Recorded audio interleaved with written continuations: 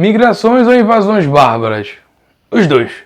As invasões bárbaras são apontadas como a principal causa externa da queda do Império Romano do Ocidente. Contudo, diferentemente do que se sugere o termo, o nome, a frase, não se tratou de uma grande e demorada guerra de invasão.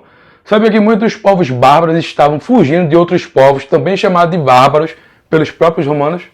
Pois é. E se liga aí que no final desse vídeo teremos 3 bônus para encerrar bem esse assunto, tirando aquelas dúvidas que muita gente tem e pouco ou nada se fala.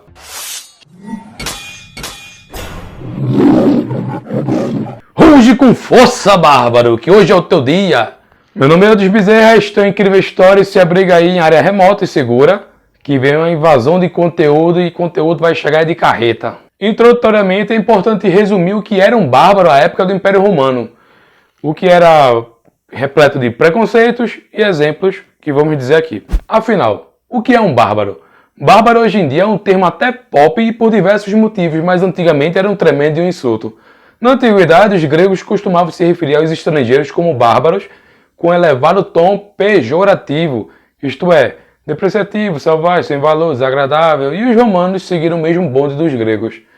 Ocorre que os romanos respeitavam bastante o conhecimento grego e por isso importaram o termo bárbaro. Dessa forma, assumiram para si indiretamente o termo de civilizado. O termo civilizado ainda não existia à época, mas entenda como ideia de superioridade. Esse papo de superioridade nunca deu muito certo? Até o Renascimento e o Iluminismo tinham uns preconceitos que... coisa implícita. Quem eram os bárbaros no Império Romano? Como já vimos, bárbaro era todo e qualquer indivíduo que não se enquadrasse no padrão romano. Contudo, para esse vídeo sobre invasões bárbaras, os bárbaros eram basicamente os godos, ostrogodos, visigodos, alamanos, burgúndios, hundos, eslavos, bárbaros, lombardos e lá vai o trem. E esses povos, de uma forma geral, se revezaram em ataques contra o Império Romano, seja na porção ocidental, seja na porção oriental. Então, de fato, o que foram as invasões e migrações bárbaras? Nem só de guerra viviam os bárbaros, pequeno padawan. As chamadas invasões bárbaras não têm uma data de início certa, mas costumam ser tradicionalmente encerradas com a queda do Império Romano do Ocidente no ano de 476 d.C. Nesse ano, um dos reis germânicos, Odoacro, depois o último imperador romano do Ocidente, o jovem Rômulo Augusto. Os germânicos, ou germanos se preferirem, fizeram basicamente 2 coisas que respaldaram em tantas outras. Eram a principal força guerreira estrangeira do Império e, segundo, também o maior obstáculo expansionista de Roma. Nisso, os germânicos atuaram como tropas auxiliares, defensores de fronteiras, bucha de canhão, traidores e traidores, saqueadores da própria cidade eterna, Roma. Agora pense num relacionamento complicado. Um outro fato importante sobre o termo invasões acaba sendo um tanto impreciso. Impreciso porque passa a ideia de que foi uma guerra longa e ininterrupta até a queda do Império, o que a gente já viu que não foi. As invasões não foram guerras sem fim, mas algo feito às vezes na paz, com colaboração mútua através de grandes migrações pacíficas, sendo os germânicos considerados pelos romanos como os mais selvagens dos povos ao seu redor, e por isso tão notável desdém nos relatos da época. Desdém dos romanos pela cultura germânica, que fique claro. Dizem as más línguas que os romanos tinham medo de apanhar de novo e novamente de germânicos. Uma vitória aqui, 2 derrotas ali e Adrianópolis que o diga, né? Enfim, ironicamente, na medida que o Império Romano ia perdendo força, mais dependia desses povos, os povos federados ao Império, e, como já dito antes, os principais problemas aliados dos romanos eram os germânicos.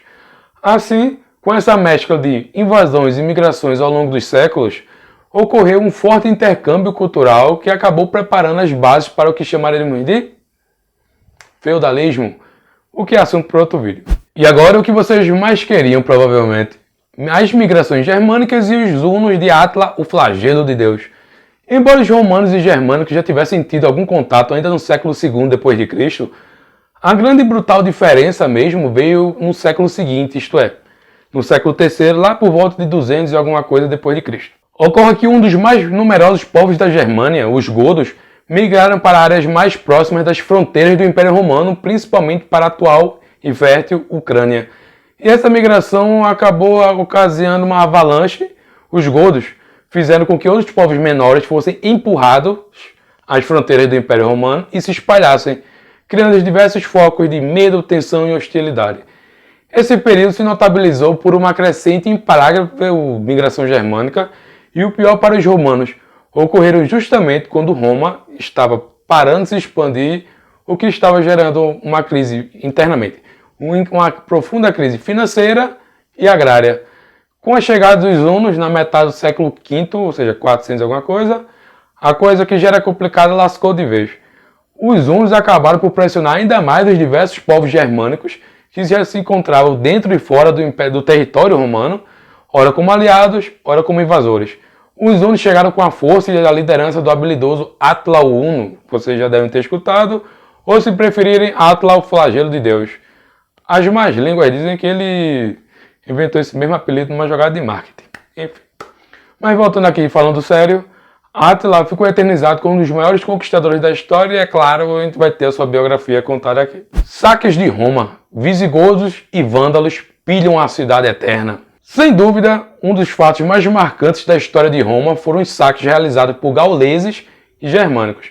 Os dois saques do século V prenunciaram que já era evidente.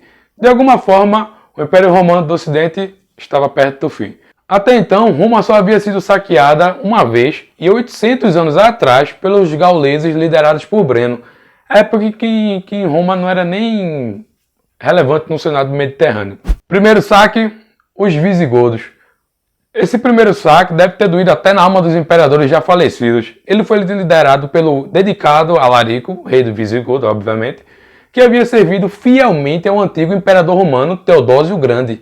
Alarico até então havia se mostrado fiel às suas promessas, mas se encontrava descontente com as inúmeras promessas não cumpridas por Roma e cobrado por seu povo, os visigodos. Então, em 24 de agosto de 410, os visigodos iniciaram um saque a Roma, com Alarico oferecendo 3 dias de pilhagens.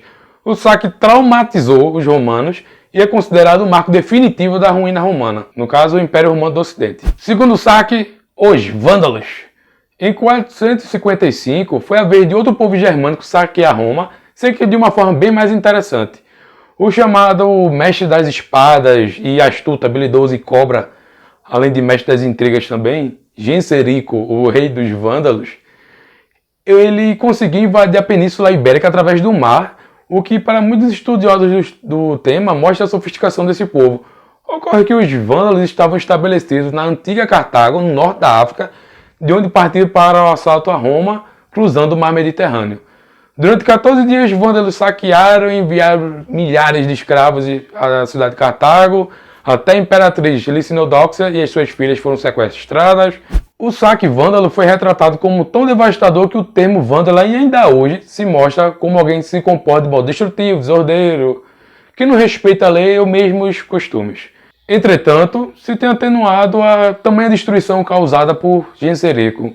Inclusive, o saque vândalo teria sido muito mais limpo e organizado do que o dos visigodos, apesar de terem levado muito mais. E agora os bônus prometidos para fechar direitinho esse tema. Bônus 1, que era do Império Romano do Ocidente. Uma recapitulação. Como já dito, em 476, o rei Odoacro, rei dos Érulos, deu o golpe final contra Roma, destituindo o último imperador romano, Rômulo Augusto. Enquanto o Império Romano do Ocidente caía, o do Oriente permaneceria em prosperidade, principalmente através de suas impressionantes muralhas e da sua excelente sucessão de imperadores. Assim, o Império Romano do Oriente, ainda que se visse como romano, acabaria conhecido como Império Bizantino. Bizantino porque o nome original da cidade era Bizâncio, uma cidade fundada por gregos e que foi rebatizada posteriormente de Constantinopla, por Constantino, obviamente. Entendeu? Atualmente, a antiga Bizâncio ou Constantinopla é conhecida como Istambul, a capital da Turquia. Bônus 2. Como ficou o território romano do Ocidente após a sua queda? Digamos que não tenha restado pedra sobre pedra, mas restou sim em muita coisa. Ocorre que muito antes da queda dos romanos do Ocidente, eles já não mandavam em nada, nem na própria Península Itálica, e muitos territórios que formalmente os pertencia, como a Gália e a Península Ibérica, foram fragmentados. Francos, visigodos, ostrogodos, alanos e tantos outros povos, principalmente os germânicos, participaram dessas incursões que acabou com o Império Romano. Isso fez com que o território romano fosse fragmentado e, claro, gerasse novas disputas, dessa vez entre os próprios germânicos.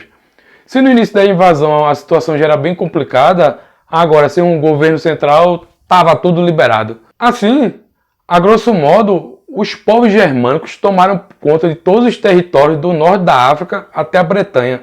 Aliás, tu sabe por que os ingleses se chamam de anglo-saxãs? Pois bem, tanto os anglos quanto os saxões eram povos germânicos que invadiram a atual Bretanha, a atual Inglaterra. E fica esperto aí que a maioria desses povos entraram em disputas basicamente por dois motivos: terras férteis e possibilidade de progresso. Por fim, os habitantes das cidades romanas buscaram refúgios em regiões mais isoladas e com alguma proteção. E esses locais isolados eram o quê? Gerariam o quê? Acabariam por gerar os futuros feudos do feudalismo. Bônus 3, e provavelmente a maior dúvida que o pessoal tem, é que como ficou o cristianismo na Europa Central após as invasões bárbaras? Mudou nada, ao menos a princípio.